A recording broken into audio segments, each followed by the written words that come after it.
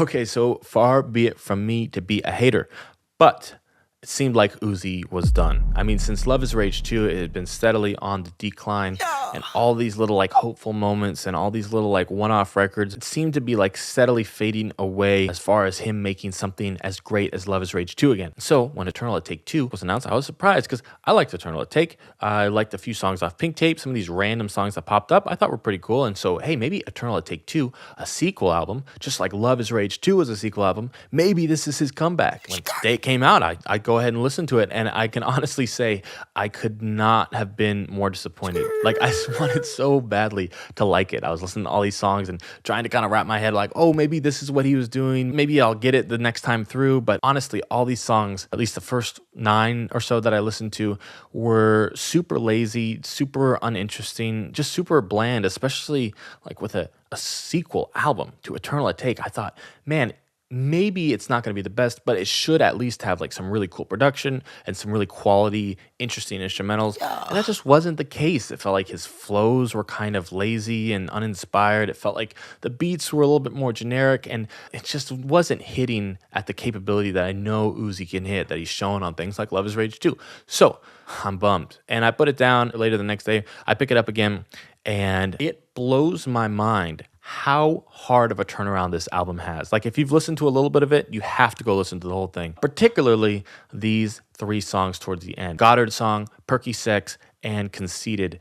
Conceited is far and away my favorite song on the album. I don't know why it's not getting more attention, because it feels worlds different from the rest of it. The first half, like, isn't really, a little bit lazy and uninspired. This is super locked in. This is super on beat. The melodies are super powerful. The chords and the beat selections, they're so fitting and so reminiscent of the songs that Uzi made back in 2017, 2016 that got him to where he is today. Things like Erase Your Social, things like EXO Tour Life, all of these super impactful melodies and chord progressions.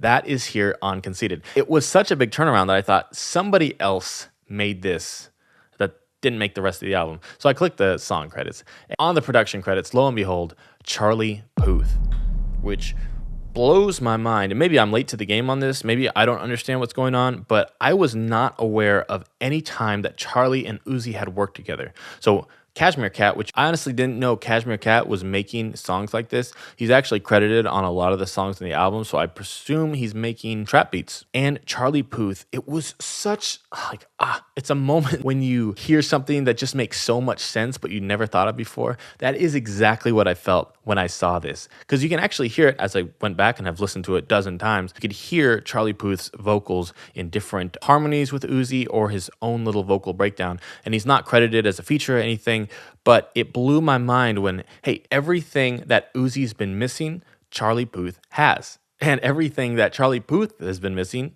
Lil Uzi has. Because Lil Uzi has immense amounts of flavor and swag and all of this energy that is so fun. Swag. But the hit songs, the pop songwriting, those melodies just weren't there. I don't know exactly what the collaboration was like, but it seems like Charlie Puth stepped in and helped write some of these melodies and some of these lyrics and gave that flavor back to Charlie. Uzi has this swag, this energy, this edginess that when Charlie Puth's writing for Justin Bieber or the Kid Laroi, he can't say things like perky sex. And so Charlie Puth is in this arena where now he can expand on his songwriting, maybe a little more carefree, say things that are a little bit more edgy than he would be able to for these other soft songwriters that he's writing for. So let me know what you think. Is this like a cool collaboration? Because to me, this is mind-blowing. This is what excites me about music.